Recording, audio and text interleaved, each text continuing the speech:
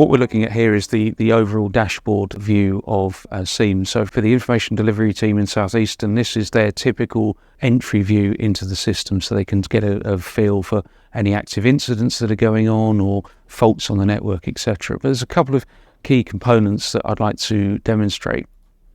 So if we click here onto service gaps, what this is showing to our control team is where there have been any gaps, so extended intervals in the train service at a station, whether that gap is in the past, whether it's active now, or indeed if there's a gap that's forecast for later on in the day. Great thing is we can hover over the table and that will explain to us how that gap has been caused. So we can see that the gap exists because there is a cancelled train here. The 1H26 service is cancelled. So it's saying the last service through that area is 1H22. The next one will be 1H30. So you've got the one train in the middle being cancelled. And what that's done is effectively meant that if a customer is travelling from Wadhurst to Robertsbridge, they've now got a 2-hour wait between departure times. We also have our priority trains tool. So this is where we're able to load details of those services that are known to be, for example, particularly busy because of school children, or it might be key times for a local hospital or the first off-peak service. So we're able to load all this into the system together with details of why the train is a priority train, where the source of that information was, and where in that train's journey it's a priority. So here we've got a train running from Faversham to Charing Cross, and it's actually a priority between Ashford and Sevenoaks. So if this train was going to be cancelled or delayed at any of these stations, it would generate an alert on the dashboard view, and then by coming into the priority trains view, you can see more details of what the problem is affecting that train. It used to take us a really long time to analyse an incident and understand what the impact was in terms of customer information when we updated channels, etc. Using Seams, it's all done automatically. There's very little manual intervention that we have to go through.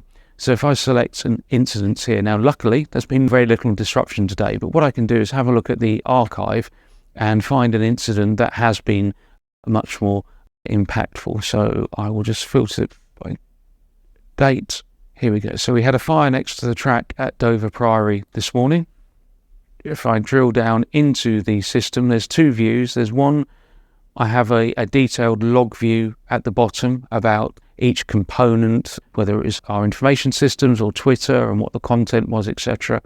But I can then also go here, click on the icon, and then I can get a PDF view generated detailing every single action that we did about information, how long it took, how long each component was active for.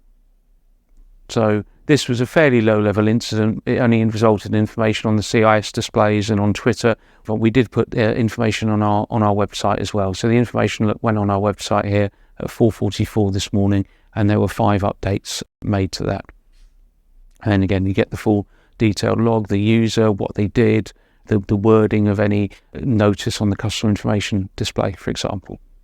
The previous incident I showed you, whilst obviously disruptive to customers, was quite a small incident. So let's look at a big one now. So this was a safety inspection on a train at London Charing Cross back on the 9th of October, which resulted in 2 of the platforms being closed for about 3 or 4 hours, which caused quite a bit of disruption, trains being diverted via alternative routes. So this is all now closed, but gives you an overview of the impact.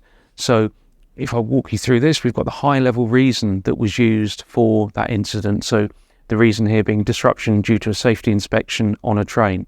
So all of the information that we communicated to customers would have used this high-level reason, disruption due to a safety inspection on a train. So we created the incident at 9:30 in the morning and closed it at 2:36 in the afternoon. And these are all the routes that were affected by the disruption. Now you might think, well, why are they all showing green? Well, this was the status of those routes at the time that we closed down the incident. So everything had gone back to being a good service.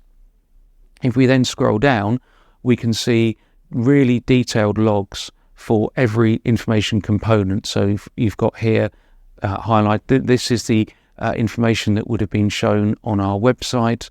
We've got information about the PA system, the notice that would have been displayed on the displays as well. And we can add lots of other information in there, such as the content of tweets, for example, or any other information channel that we would use. Now again, if we have to provide a report to anyone about what did the information look like, just clicking on this icon here gives me a really nice PDF incident summary that I can then just send off. So all of the manual verification of information I would have had to have done and all the cross-checking, no longer. Just generate this incident summary and send that off. This is the dashboard that the information delivery team at Southeastern, this is their entry point into the system. So I'll just quickly walk you through what we're seeing.